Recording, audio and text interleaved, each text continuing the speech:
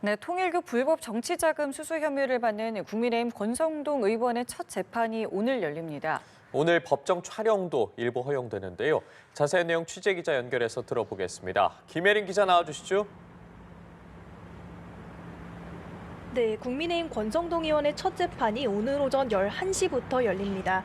오늘 재판은 공판 개시 전까지 언론사의 법정 촬영이 허용되는데요.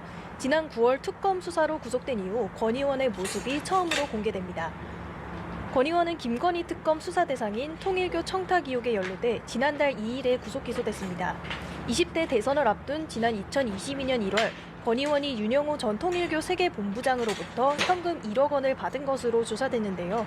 통일교를 지원해주면 교인들을 동원해 대선을 돕겠다는 내용의 청탁을 받은 혐의도 적용됐습니다. 권 의원은 특검 수사로 현역 의원 가운데 처음으로 구속 상태로 재판을 받게 됐습니다.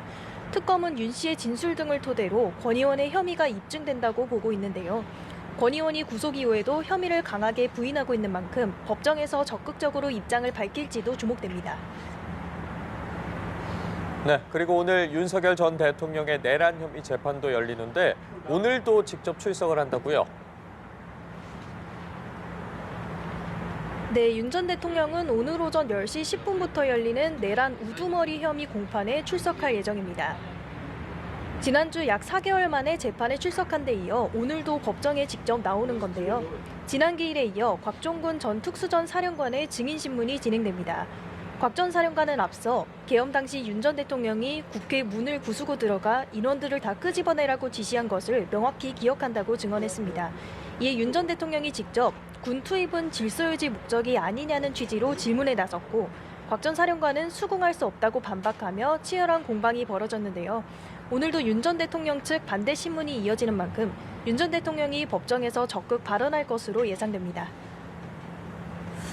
네, 그리고 내란 특검 수사 상황도 알아보겠습니다. 박성재 전 법무부 장관 등 주요 피의자의 구속영장을 청구하는 겁니까? 어떻게 되는 겁니까?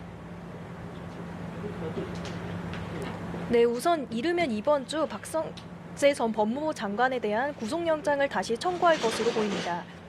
특검은 지난달 23일 구속영장 기각 이후 박 전 장관을 다시 소환해 조사했는데요. 다음 날 법무부를 압수수색하며 계엄 당시 구치소 수용공간 확보 지시 의혹과 관련한 수사에도 나섰습니다. 특검은 박 전 장관에 대한 구속영장 기각 결정을 납득하기 어렵다는 입장으로 조만간 영장을 다시 청구하겠다는 방침을 밝힌 바 있는데요.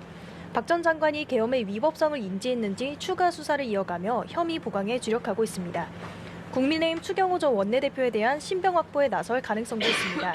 특검은 지난달 30일 추 의원을 처음으로 소환해 고강도 조사를 진행한 뒤 준비한 질문은 모두 마무리했다고 설명했습니다. 현재는 조사 내용을 검토하며 구속영장을 청구할지 고심하고 있는 것으로 보이는데요. 추 전 원내대표의 신병 확보 여부가 특검의 계엄 해제 표결 방해 의혹 수사 동력을 가를 거란 전망이 나옵니다. 지금까지 서울고검에서 전해드렸습니다.